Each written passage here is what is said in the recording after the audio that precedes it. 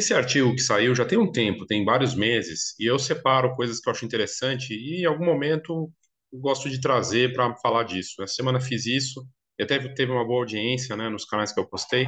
Falei do fotógrafo que faz casamento de graça, mas aí aquela história, né, a forma como você conta a história, que na verdade não é bem de graça, mas ele conseguiu um bom resultado de marketing e tudo mais.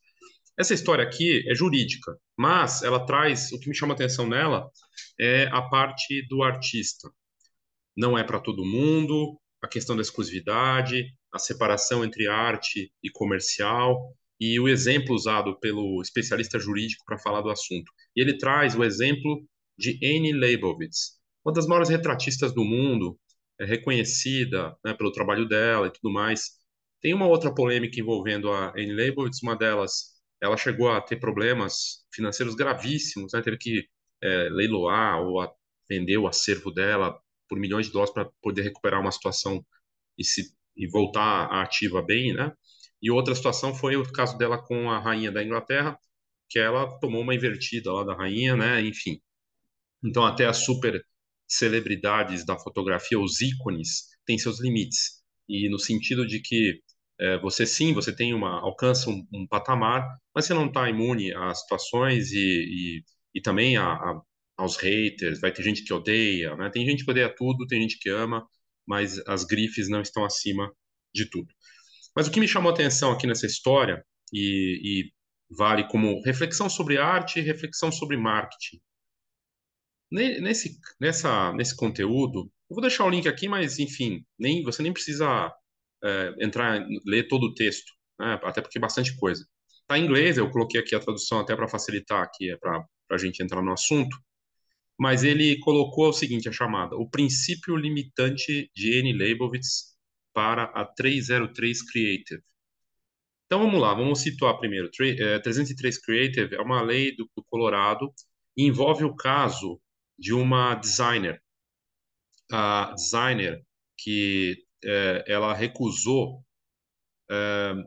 ela decidiu recusar fazer, trabalhar para pessoas do mesmo, casais do mesmo sexo, lá no estado dela, nos Estados Unidos.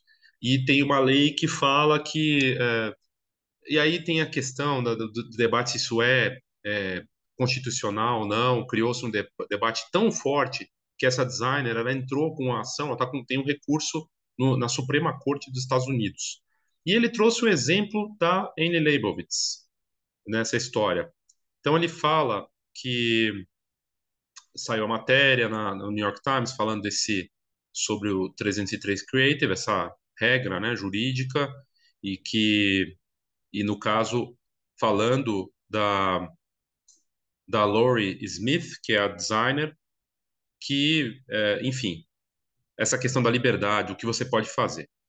Então, eles quiseram comparar, porque a Laurie não quer trabalhar para determinados clientes, né? Ela tem um trabalho de designer, coisa de internet, coisa e tal, e ela diz não para alguns clientes que são do mesmo sexo casados, né? Então ela está discriminando. E aí eles quiseram comparar com a Annie Leibovitz, que não recebe qualquer um no estúdio dela, né? Então, se eu pegar agora, entrar no site da Annie Leibovitz e quiser marcar uma sessão de retratos, eu não vou conseguir. E não vai ter dinheiro que resolva. Eu posso falar que eu tenho 100 milhões de dólares para fazer a sessão. Pode ser que ela até top, né? Mas talvez não. Talvez ela fale, não estou precisando, ou talvez por uma questão, né? E aí ele traz esse debate aqui. O debate de... Tem algumas questões interessantes aqui que vale a reflexão. Não é para todo mundo. Eu vejo muitos fotógrafos que confundem, né, a parte comercial com a parte artística e que querem abraçar tudo. Um erro de foco, né? Não fazer escolhas. Claro que vai ter uma abertura do que você pode fazer ou não. Se você trabalha com família, o que envolve família hoje? Gestante, parto, festa infantil, batizado, newborn, uma série de coisas. Ou fotografar os pets, ou fotografar só a pessoa. Família é muito amplo. Agora, você não vai ser fotógrafo de carro sendo fotógrafo de família. Então tem que fazer escolhas, né? E a coisa de poder escolher, esse poder de escolha. Esse assunto aqui, eles trazem, inclusive, na discussão, em vez de que é uma discussão jurídica, né? mas que é curioso aqui o que eles trazem, né? Que, ao o questionamento dele. Primeiro, nenhum artista tem que abrir um negócio para o público em primeiro lugar. Tá vendo? Artista. Né? Não tô falando, a gente não está falando prestador de serviço, falando artista. A maioria dos escritores, pintores e outros artistas nunca o fazem. Eles escolhem seus assuntos e deixam por isso mesmo. Aí ele fala, a fotógrafa Anne Leibovitz, por exemplo, não se oferece para tirar fotos de ninguém que se ofereça para pagar sua taxa. Ela escolhe o que ela vai fazer. E ela é livre para fotografar apenas pessoas que ela queira. Aqui ele fala pessoas brancas ou só budistas e coisa e tal. Mas se a Leibovitz abrisse um negócio de retratos, se oferecesse para fotografar por ordem de chegada ao público em geral, como muitos dos estúdios no Brasil e lá fora fazem, corporativos ou não, ela não poderia recusar assuntos apenas porque a pessoa tem uma índole, um credo, uma orientação sexual. Seu trabalho fotográfico seria igualmente expressivo.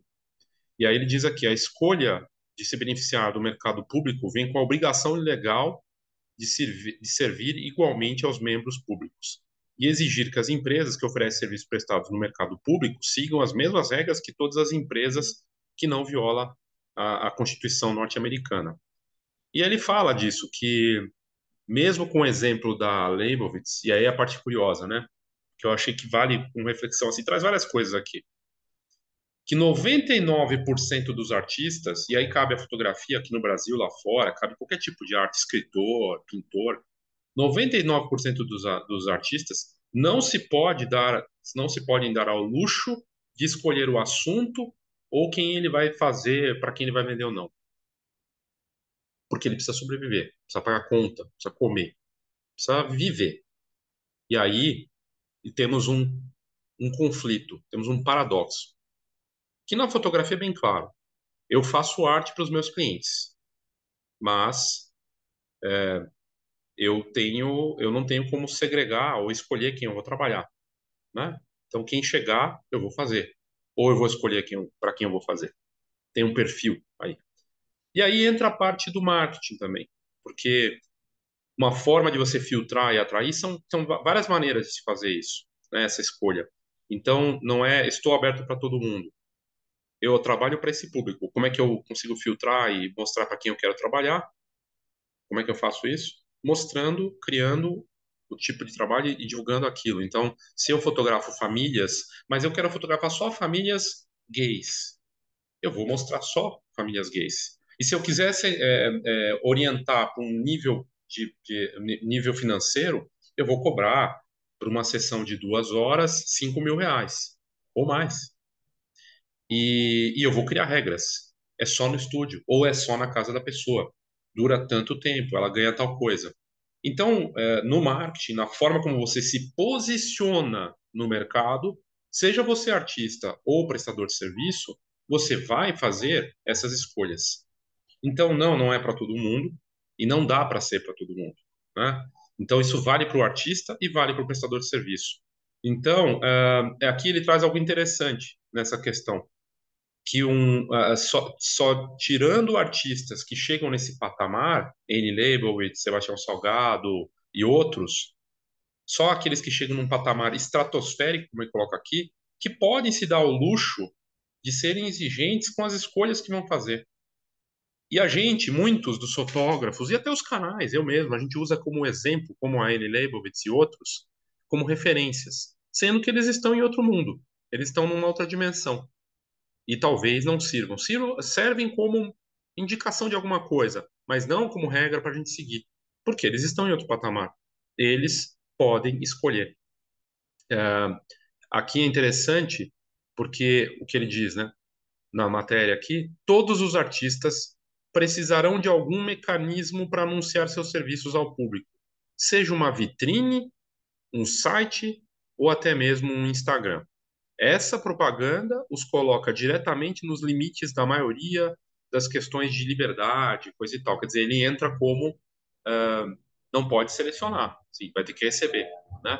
De novo, o que vai definir se a pessoa vai fechar com você ou não é a parte que você posiciona. Não é para todo mundo. Eu cobro R$ 10.000 por 1 hora de sessão.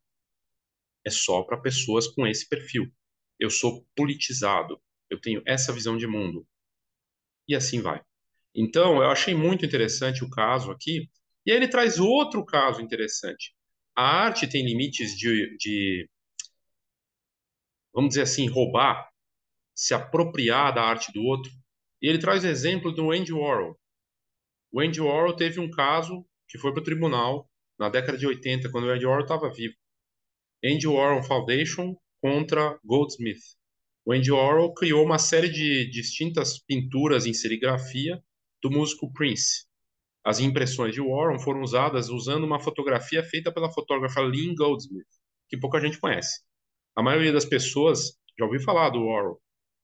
Ele é reconhecido, né? Até tem a ver com esse momento que a gente está vivendo, os 15 minutos de fama, da cultura pop e arte se misturando e tudo mais. E aí ela fala que está no mesmo patamar da Annie Leibovitz, no panteão dos grandes ícones, né? Mas poucas pessoas conhecem a Goldsmith, a fotógrafa, né? Ela fotografou músicos icônicos, Prince, Bob Marley, Bruce Springsteen, entre outros.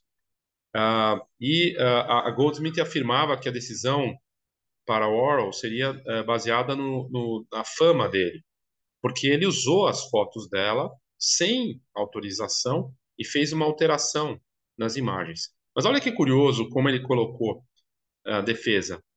O estilo único de Warhol é a mesma coisa que dá a série com Prince sua mensagem distinta. Trataria qualquer diferença de estilo como transformadora, enfraquecendo a proteção de direito da cópia.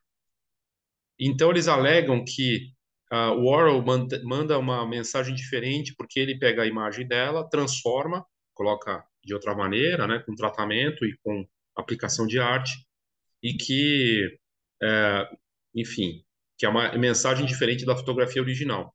A lógica, inevitavelmente, criaria um privilégio de plagiador de celebridades. Quanto mais estabelecido o artista, quanto mais distinto o estilo desse artista, maior a margem de manobra que o artista teria para roubar os trabalhos criativos dos outros.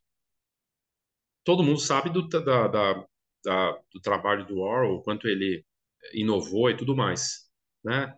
Uh, enfim, mas aqui o que eles trazem é que a fama não é um bilhete para atropelar os direitos autorais de outros artistas. Isso continua acontecendo. Tem outros fotógrafos aí que fazem isso, pega coisa do Instagram, virou arte e vai vender por uma grana, né? E recebendo processo. É uma forma de fazer marketing, porque ele considera já o valor da ação judicial, né? Que vai ter. Ele vai faturar uma fortuna, paga ela depois para as pessoas, mas ele consegue o quê? Mídia, né? Então, e lembrando que o Orwell era um grande marqueteiro também nessa coisa de chamar atenção e tudo mais. Ah, mas aqui é interessante, né? O que está se falando aqui, no caso da designer, voltando para designer, que não quer fazer trabalhos para pessoas que têm uma orientação sexual, que tem uma diferença, né? Então, no caso da Annie Leibovitz, o modelo de comparação que foi usado para defender, né, que a Lori teria essa liberdade para escolher, assim como a Annie Leibovitz não recebe qualquer um, é que são distintos negócios e que o perfil é diferente.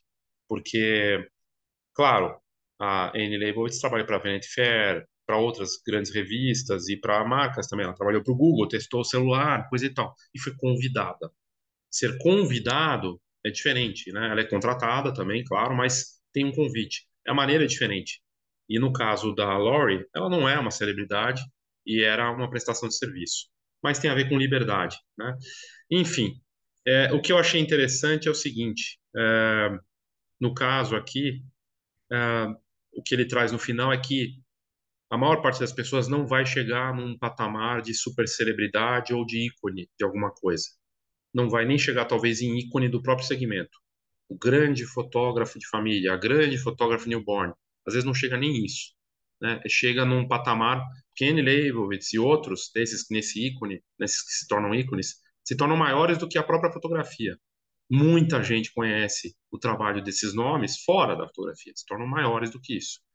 E aí abre alguma vantagem nesse sentido.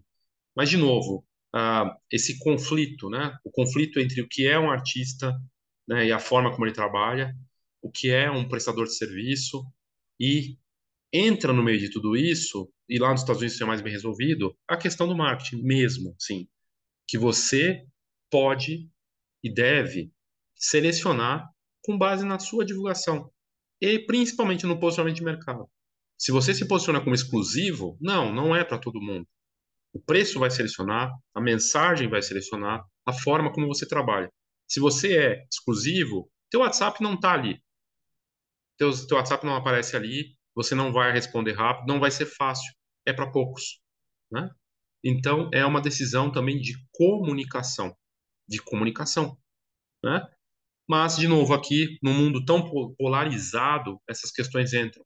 E não deixou de ser um marketing para a Lore, que apareceu na mídia, saiu na CNN, em vários canais, como web designer, pela decisão dela pessoal, envolvendo uma escolha de liberdade, né? Mas que também avança na liberdade do outro.